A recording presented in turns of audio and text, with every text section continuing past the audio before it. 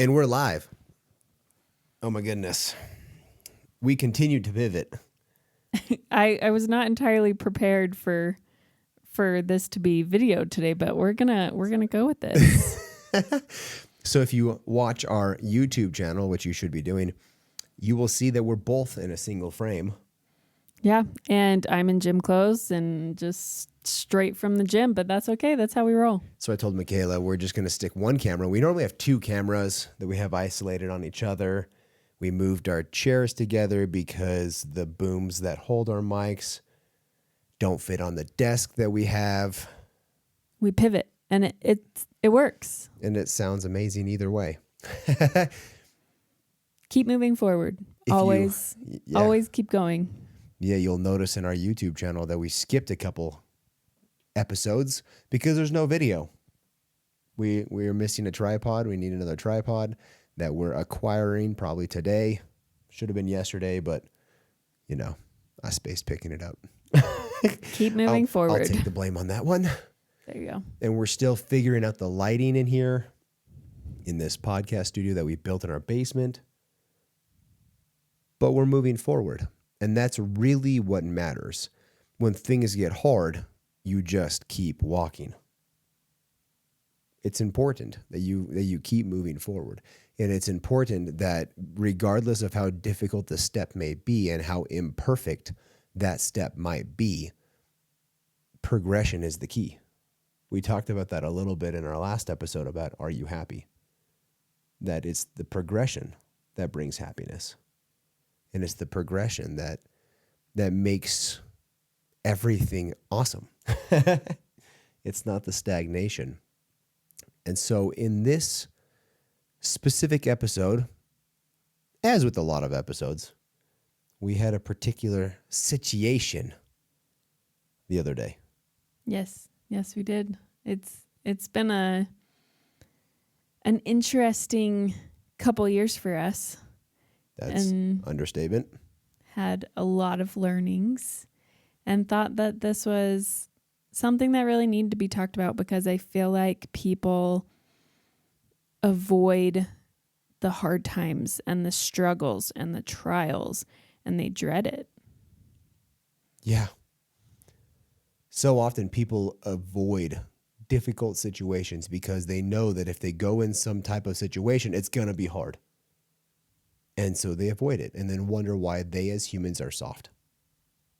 Which I think is one of the reasons I love the gym, because you are doing things that are hard. You are lifting heavy weight. You are pushing yourself. And it sucks sometimes. It is painful. It is not comfortable. It should be sucking and it should be painful. It should be discomfortable. Exactly. And that's how you grow. That's how your muscles grow, is under tension, under pressure. And it's a really good experience on a regular basis to remind you that doing hard things brings reward. Yeah. If you tune back to our episode with Ben and Andrea, which was awesome, I have thought about a quote that he said several times, which is that we are two rough stones rubbing together with friction and in doing so being polished.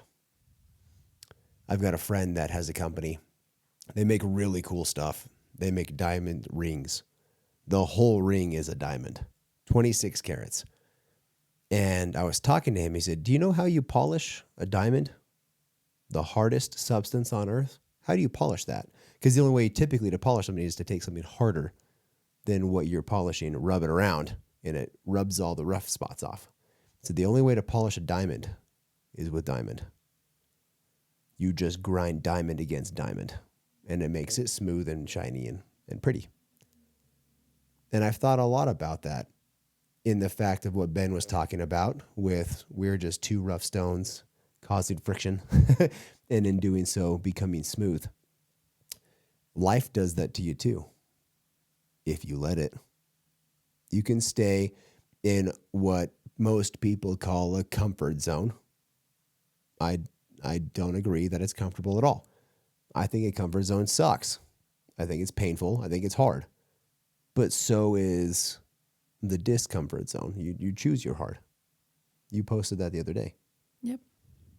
That it's a choice. And in that choice, you can choose which way you go, which hard you want to have. Do you want to have the heart of stagnation or the heart of growth? And life will push you around and life will polish you. You are a diamond. So is life.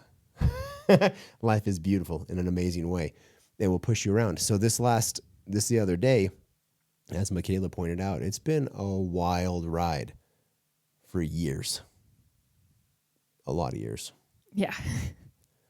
Since 2019 is when we really started down this path. So it's been 5 solid years. And we chose it. We chose the hard path. We knew the reward that could come from taking the steps that we made and Brad leaving his comfortable career. Which wasn't comfortable. It was just familiar. Yep. And we decided to leave that and go into the unknown. And we knew that it wasn't going to be easy, but we knew that the rewards and the potential of the reward was so worth it. Now, we had no clue how hard the trials would be along the way. You never do. But we have grown so much, and what's cool is the conversations that we have had, and mainly the conversations we've had about our relationship through this time. I feel like a lot of couples, when they go through hard times, everybody goes through trials. Everybody goes through hard situations in life. And it's how you react to those hard situations that really mold you into who you're going to become and say a lot about you in the moment as well. It's not going to be easy, but we have become stronger and closer through these trials. We are coming up on 10 years married, and I love where our relationship is at right now. We have never been happier or closer or more intimate in our entire marriage than we are right now. And it's interesting hearing people talk about, the 7-year itch, or as you get further along in your marriage, it gets boring, it gets stagnant. We're coming up on 10 years, and I love where we're at. I love where our relationship is at right now. And it's because of the growth that we have had the past 2 years, and the way that we have chosen to lean on each other in these hard times instead of secluding ourselves or isolating ourselves from each other and not being open and vulnerable. That being able to be open and vulnerable with each other through the hard times has helped our relationship to grow through the hard times. As you were saying all that, I was thinking a little bit back. We actually go back to like end of 2016 when we decided to take a harder path. We got into stock trading, and I lost 20% of our net worth overnight. And I was like, oh crap, I don't know enough about this. I probably better stop. And we secluded back into our little shell. We tried. We knew there was greatness on the other side through difficulty. We got slapped in the face first attempt. We secluded back into our little shell, and came back out in 2017, secluded, came back out in 2018, kind of secluded, came back out in 2019, and have kind of held the line ever since. And it's only gotten more and more and more and more difficult. Now, here's the question. If you knew how difficult it was going to be, would you have done it? 100%, yes. I think so often we think about the fact of like, would you do it again? Everybody says yes, because they are where they are now. Right. They have hindsight. They have knowledge. Yep. But if you went into it knowing all of this calamity was going to hit your life, I think most people would hesitate to answer that. That's true. but that's where we are different. And that's where our listener base is different, is we're willing to go through whatever it takes. So fast forward all the way up until Friday. So we're recording today. It's a Tuesday. So a whole up in 4 days ago, Yeah. I got some news that was not fun, that I did not enjoy, and was not expected. It was actually blindsided. Bright and early, 6 a.m. while I'm at the gym. This is like my sanctuary time. And I get a voice message confirming information I'd received Thursday night, but didn't really know if it was true or not. And I came home and Michaela was red hot.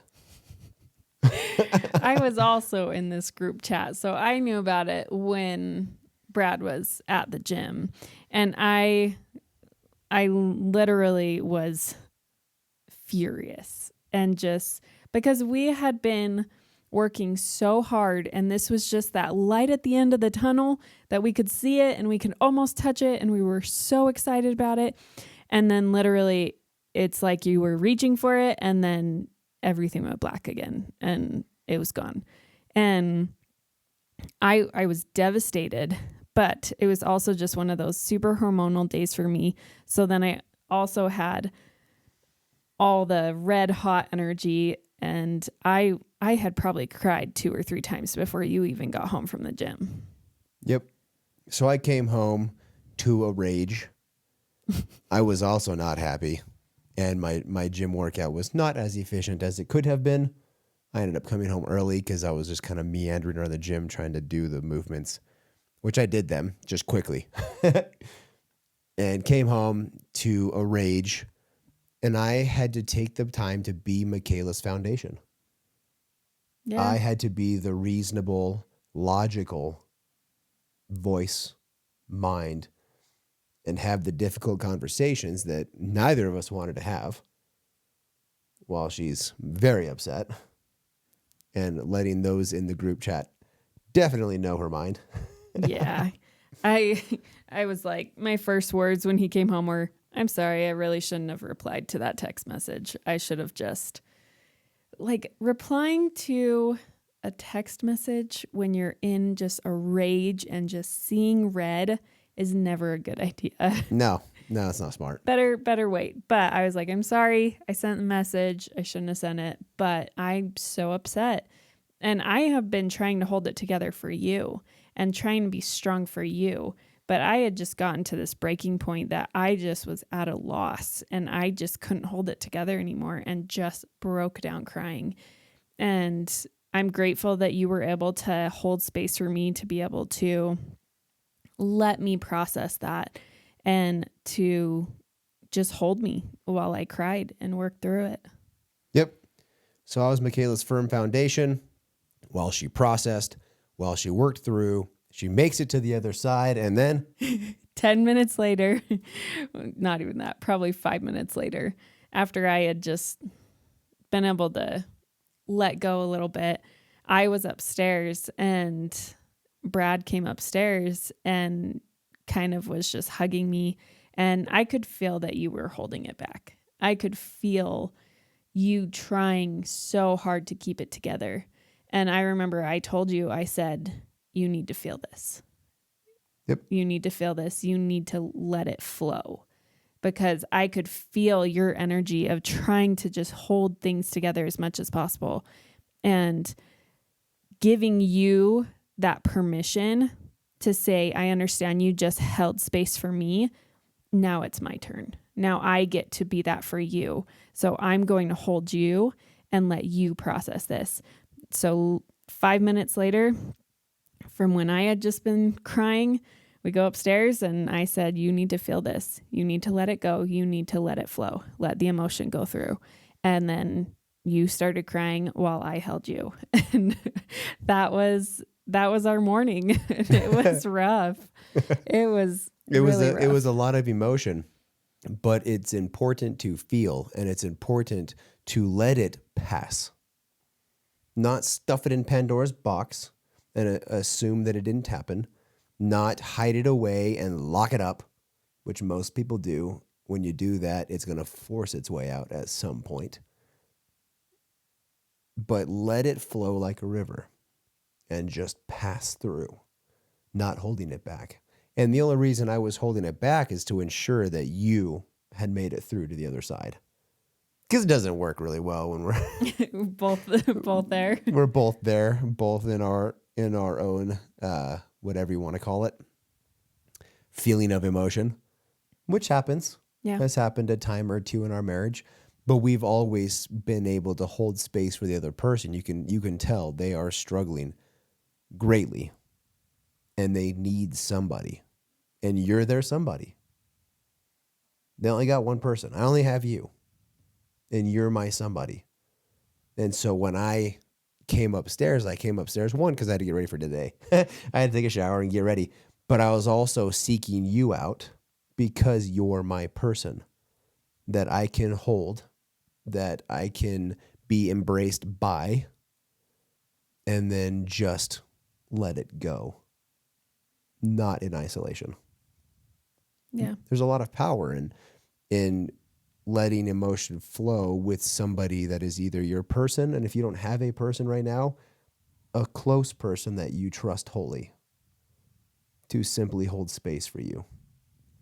And it is amazing what that does to your relationship. If somebody's always the firm foundation, they never cry, and this is by and large typically the male, always holding space for their wife, always being the firm foundation, but never given the permission and the space to let emotion flow, well, they just become hardened and numb, not capable of truly empathizing with people and truly feeling their own emotions, but other people's emotions, because you have so much chaos built in you that you are not capable of responding for others.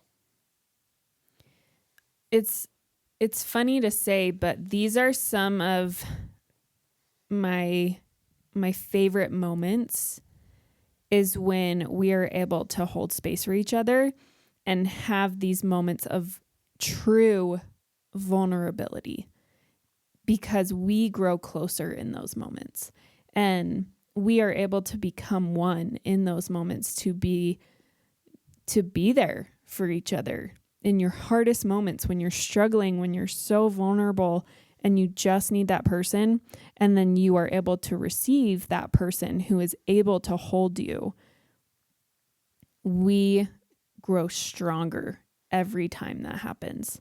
And it's not all the time, but I feel like for a lot of couples, if you haven't been able to have these moments with your partner, have the conversations to allow your partner to open up more, to be more vulnerable, and talk about the things that are hard for them. And that's the other thing, is to give them permission in a way to be vulnerable, to say, I am here for you. You can let the emotion flow, like release the emotion, let it out. It's okay. I am here. I can hold you while you process this. I am a safe space. I can hold you. And I feel like that's hard for men, because they want to be the strong, firm foundation for the family or for the relationship. And it's harder to express that emotion. But it may not happen the first time you tell them. It may not happen the second time, but just constantly reassuring your partner through trial and struggle that I'm here for you and I can hold you while you process this. Like, that in itself, giving your partner the reassurance that you are there and you are strong enough to hold their emotion too, it makes a huge impact on the relationship. And it may take time if you haven't had that experience as a couple before. It's not going to be on the first time, especially if they've been bottling it up for so long. Sometimes you don't really know how to release it if you've been bottling it for a long time. So it's scary, it's daunting, and you have no idea how to do it. Just start somewhere. Talk about something that starts to pull it out, and then go from there. I kind of think about when you were talking, I was thinking about Christ, actually, Jesus Christ. In the Bible, when his friend died, he cried. He knew he was about to raise him from the dead in a few moments. He still cried. He knew where he went on the other side. He still cried. He had a calm reassurance and knowledge, not just an idea or belief, but knowledge of what was happening, what was about to happen, and all the in between. Yet he still cried. He still let emotion flow. And I'm not sure why that thought came into my mind to share. Maybe somebody needs to hear that. I don't know. But even the strongest of the strong still let emotion flow and still experienced the hard time. And yeah, when Christ went through hard stuff, guess what? His friends held him. His friends were there for him. That was the apostles. Yep. And it's really cool to experience these things. And yeah, they don't happen often. Do I cry a ton? No, not really. But I do when I need to. And when I experience something difficult, I have no problem letting emotion flow. But it's only a handful of times in our marriage.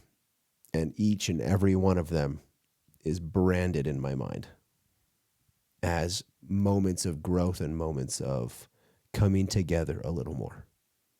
Yeah. And I just wanted to end with, we all face struggles and trials. We're all going to go through them. No matter, they're all going to be different for everybody. But leaning on your partner in the hard times, no matter what it is, leaning on your partner instead of pulling away. Especially as women, we tend to go inward and not talk and get silent, and you don't want to just have people around. But really, if you let your partner in, let your partner see you and be vulnerable through the hard times, then you will grow closer. You will create a stronger connection, a stronger bond through the hard times. That is where we grow. That is where we become better. It's not in the happy moments, in the easy moments. It is in the hard moments where we are struggling and going through pain that we can grow individually, but also grow as a couple. Love it. I love it. My voice popped there. And I want to end this from me to you, the listener. We love you. We're grateful for you. This world is better because you're in it. Never forget that. That you are a very, very special person to many people. And that you are greatly loved. Wanted to share that with you. The trials don't last forever. Everything is momentary. The blissful and happiness, the trials, and everything in between. They're all meant for the journey to be experienced. Because after all, that's all you are, is a culmination of experiences.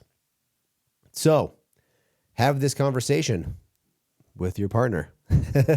Have them listen to this topic, especially if there's somebody that needs to release. In your friends, in your family, with us, leave us a review on Apple, Spotify, Amazon, Google, wherever you listen to this thing.